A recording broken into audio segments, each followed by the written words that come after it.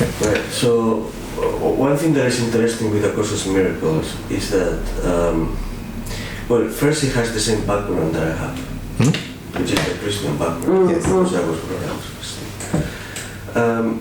Second, it seems to be like introduces the non-duality thing into the Christian background. Yes. Yeah. Yes. But there is another thing, yeah, which is, as I read it, I sense a warmth coming out of the book. Okay.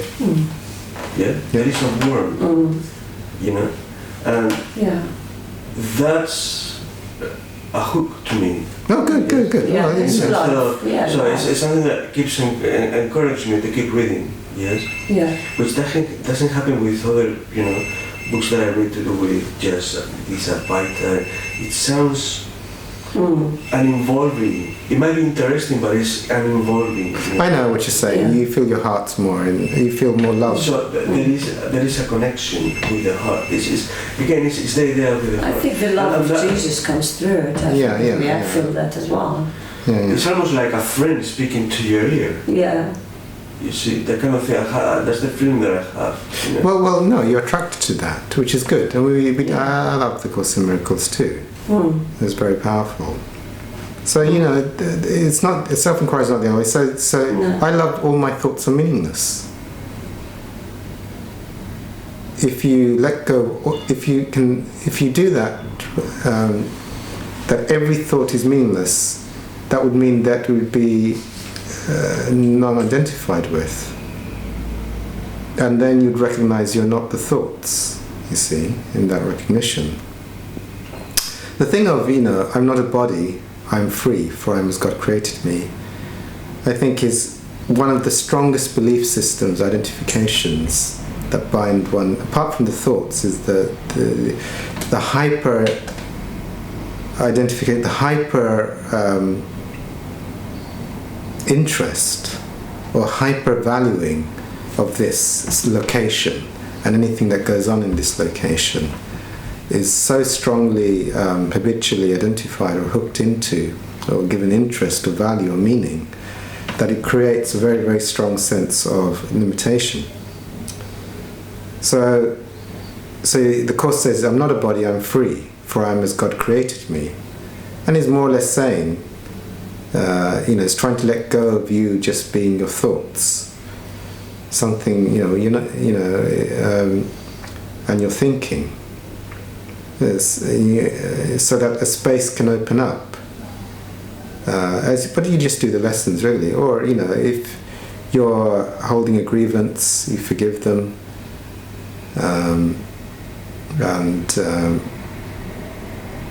but then it does eventually say some of them are some of the lessons are more what I call dualistic, or more from a separated perspective and letting go, which is fine. But some of the lessons are very, what I'd call very much like affirming that you're the eternal, that you're the timeless, that you're beyond all form. You see, so as you start to let go of the grosser layers, then it's encouraging you to recognize and to be that which is beyond form, beyond time, beyond thought, beyond body. So it's a different approach, but a lovely approach. And some people everyone's attracted to different ways of going about it. So it's also a lovely way. I'm also, I talk a lot about the Course as well. So that can also be another way. But for me, the ultimate is not that you're a form, or that you're a thought, or that you're a body. I'm pretty sure the Course would agree with me on that. So the ultimate is to recognize the absolute truth, the absolute love, the love which is not limited, the truth which is not limited, or what I call absolute truth. So we're letting go, I call it letting go of everything that one is not, so that one can recognize what one eternally is. You see, so it's like almost like a forgiveness or a dying or surrender or a non-identification of everything which had brought you into a different, what I'd call not living in the absolute heart or absolute truth, or one had stilled everything that stopped the recognition of God, you see.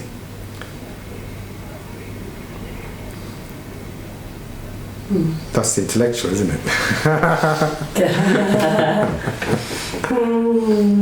But, you know, also, you know, I think, yeah. But yeah, I think in general,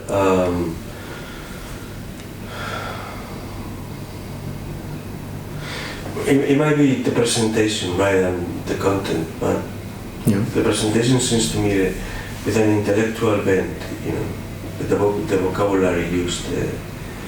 Okay. No, that's my impression. And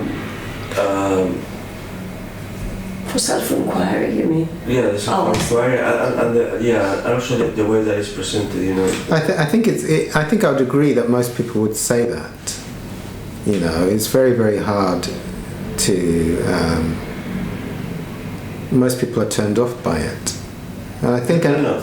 No, some people might be attracted to it. No, some people are definitely attracted to it. Not the majority.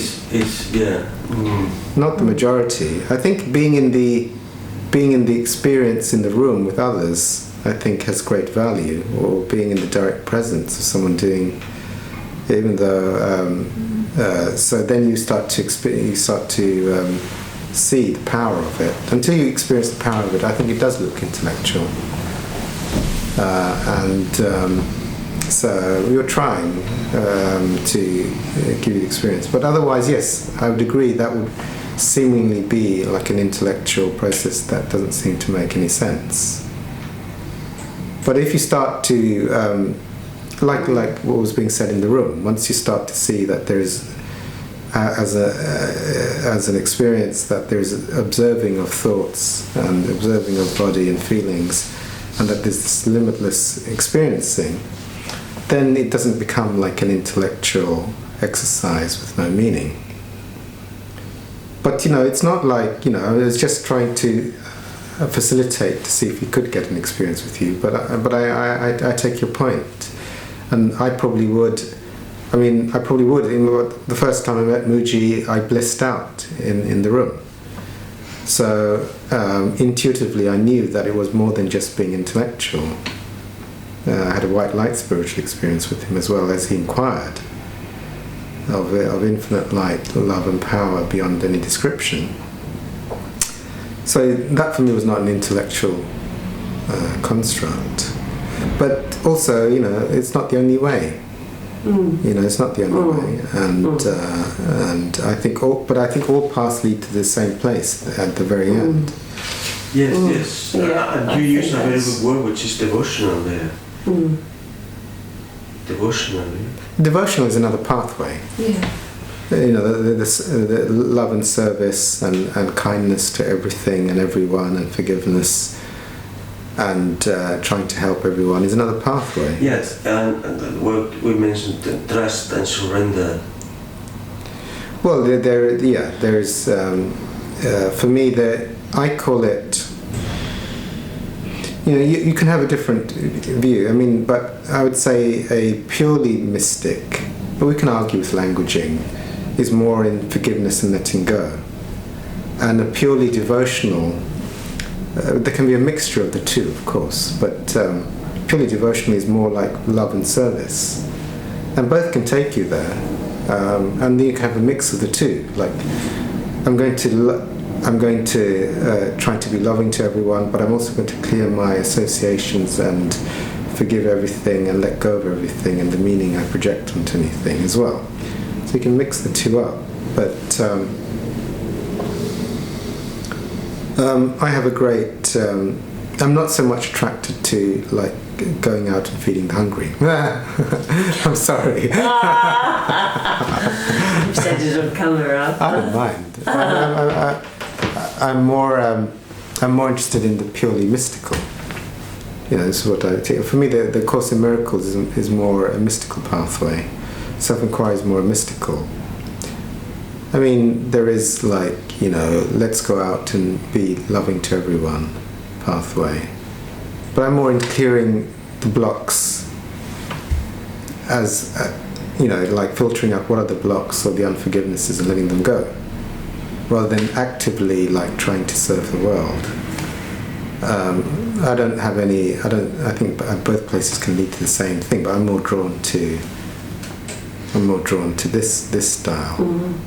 And I see them as being. Once you get to the same place, I see them as being of equal value. I don't see anything of being more value than the other one. Because for me, being in the absolute is the absolute. It doesn't matter how you get there and what you do to get there. It's like, I think that the pathway of service is very recognized and is understood by the world. And everyone will recognize it. Whereas maybe the purely mystical pathway will be less recognized and less understood, shall we say, by the world. Yeah, but the pathway of service can be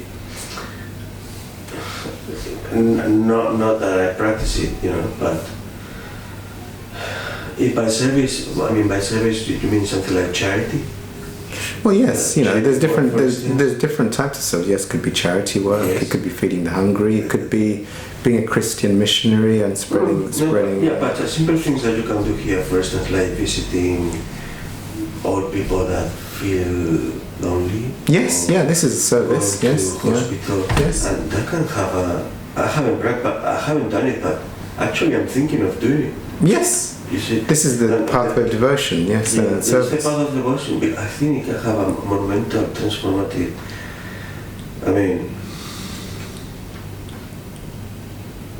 I think both equally can have. It depends. You see, one is better than the other. Yeah. I think you can have in the mystical pathway sudden experiences, and also in the service pathway. It's also one of them doesn't exclude the other necessarily. No, it doesn't. But you can have both together. Because if you think that we are all one, for instance, it's a way of implementing that. It's a way of practicing that. I agree. That's the devotional pathway. Yes, rather than you in your living room working everything out. You see what I mean? Well, it's not working everything out, it's letting everything go. It's very important. It's not the intellectual. You're not going to get there if you intellectualize. Let me think about what I should be doing. That's not the pathway of the mystic. That's the pathway of the ego. Yes. Let me think about what I should be doing for my lifetime. I think we get this in our language, I think that is pathway. It leads to the same thing. You see, to love everyone as yourself, to be of service, to forgive everything, no matter what they do to you, and then for me that also eventually takes you to that state of love. You see, which is beyond me loving you, or me loving you more than I love this person a little bit more than you, but you're quite lovable as well. You see, beyond all of that. Would you consider? Pardon? Would you consider doing something like that? No, I'm not attracted to that. Yeah. I'm not attracted to that. Would you? I'm sorry, what's that? To a devotional pathway, like going, just being of love and service. I mean, I think what you're meaning. It's a combination of the two, I think, for me anyway. I think. I think what he's coming to is like the really, really like let's go out there and help be with the old and be with the hungry and be with the sick, and it's almost like the saints and almost like the monks. It's just like another Teresa type. Yeah. Mother Teresa is an extreme case of it's an extreme case of that. Yeah. But there is like. That's what I'm saying. I think it's it can be both really. It can be the mystical path as well as that. A lot of people are a mixture of the two. Yeah, exactly. Absolutely. I'm more to the mystical, but I don't. They both take you to the same place, like you were saying. This place. Whatever you're drawn to, really, whatever calls to you. If that's what really calls to you, maybe that's what you need to follow. That glimmer, whatever that is. I think you can follow that glimmer, but sometimes you can learn from the other thing, even if you're not drawn to it sometimes as well. You know, Yeah, that's true too. Or That's you equally develop, true too. or God guides you with a mixture of the two sometimes. Yeah. And because, you know, for me, I mean, I'm out, you know, I work, I'm out in the world, so I kind of really try to be, you know, more loving and try to be, you know, so I don't know whether you call this devotional, but, you know, that's, you know, it's not, I'm not sitting in my room, you know, meditating the whole day. you do for part of the day. All right, You yeah. might sit in your room forgiving people. Yes, while you're and not that working. as well, that's what I'm saying, I think Yeah. it's more a combination of the two. Yeah. Yeah. I think if you could take it to an extreme, you know, it'd be like just being of service all the time. Yeah. Not that anyone would do that, but that could be taken as an extreme way of doing it. You know, just be of, Yeah. you know, to show your love of God, just be of service to everyone you meet. See how you can be helpful to everyone. Or maybe even, you know, or the sick, the hungry, the old, the infirm, the dying. So, but for me, if that's done with absolute devotion, that will also take you there as well. Yeah. But I think the mystical pathway can equally take you there. I think the mystical pathway, if you've had experiences or you see the benefits in it, otherwise it does look very intellectual or cold or not accessible. But when people get the experience of observing their thoughts and not being their thoughts, it's quite a spiritual experience. Or that the feelings can be observed, but one is not the feelings that are passing. That's quite a major thing, and very, it's very enlightening to know that can happen. But also, I think, you know, sometimes it just depends on how, you know, how you go out there as well. You know, it could be really quite an ego thing as well. You know, you could be coming, you know, that I'm, you know, better. That you do it for your own. Yes, exactly. That I'm better. You know, so you know, almost like some kind of a moralistic kind of thing. So it really depends, really, what's your how you go out there too. Yeah, I think spiritual ego can go in both parts. Yeah, exactly. But I think I'm not really attracted, but I think many people can fall in that way if they are getting recognition for helping many. There's a temptation for some. Mind you, you know, I would have thought that most people that go that way there is a sincere, you know, genuine motivation. Well, I think they do in the start. I think the temptations. Otherwise, I mean, why would you do that kind of things when you could be doing other things for your own, you know? Well, I Could think be sort of upbringing, possibly as well.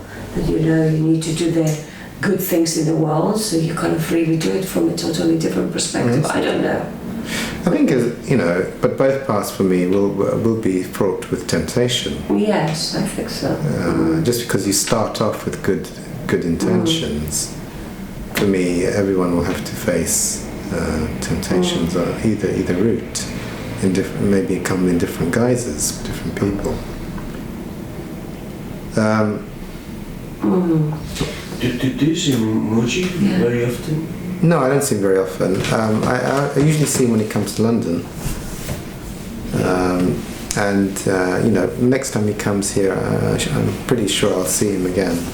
Have you seen him? No, I've never seen him. I see. I think there's a grace in at least once seeing him, you know, in that room, because I think being in a room full of people and Muji, I think has a good chance of you not seeing it as something as just being an abstract intellectual process.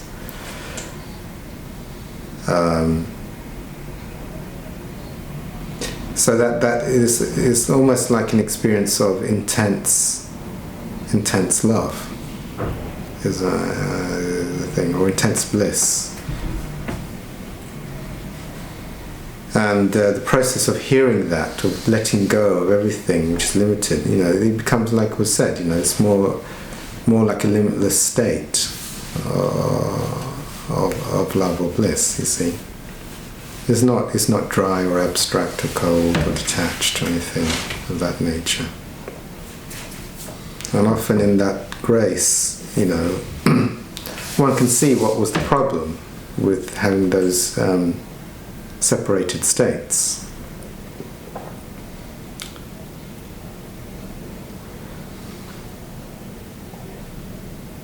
It's not an intellectual thing at all. It's not.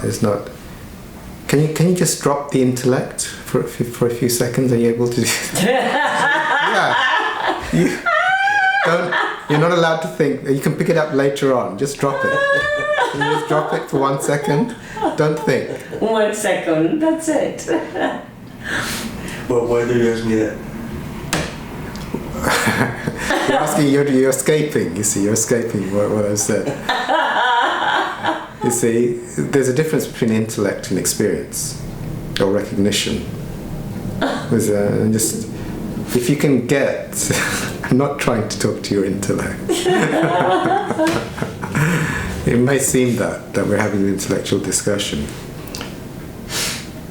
If you can can you let identifying with your thoughts go for can you just drop everything now? Just drop your thoughts. Drop your habitual thoughts. Don't pick up the thought, go into the future or the past or any kind of concept.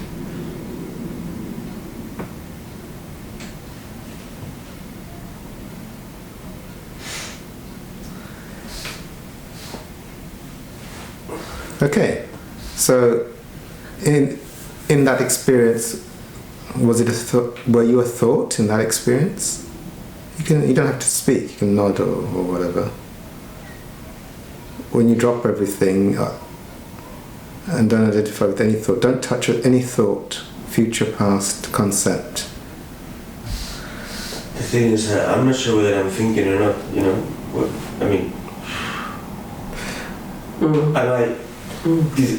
No, you don't know. You heard the word self-deception, I might be deceiving myself that I'm not thinking. Okay, don't pick up that thought that you're in self-deception. Yeah, because that's intellectual. That may be an unconscious intellectualization. Even drop that.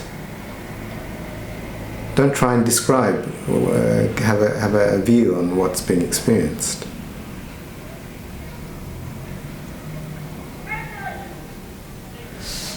No, I can't, because I'm trying to work out what you're asking me, That's thinking already. Yes, that's thinking already. It's not every day that somebody comes to you and says, stop thinking, Yeah. So, yeah. Oh, And it's difficult, really, when somebody says drop the thought. When I'm saying it, you're trying to show me something, but it's not the kind of thing you're used to be shown, okay? So No. I'm not used to it. I'm not saying it's going to be easy. And also it's difficult when somebody says drop the thought. It's difficult, You might get the lucky. last thing, you might get lucky, yes. But if the last thing you would do, if somebody tells you drop the thought, is to pick up another thought. It's a difficult one, but yes.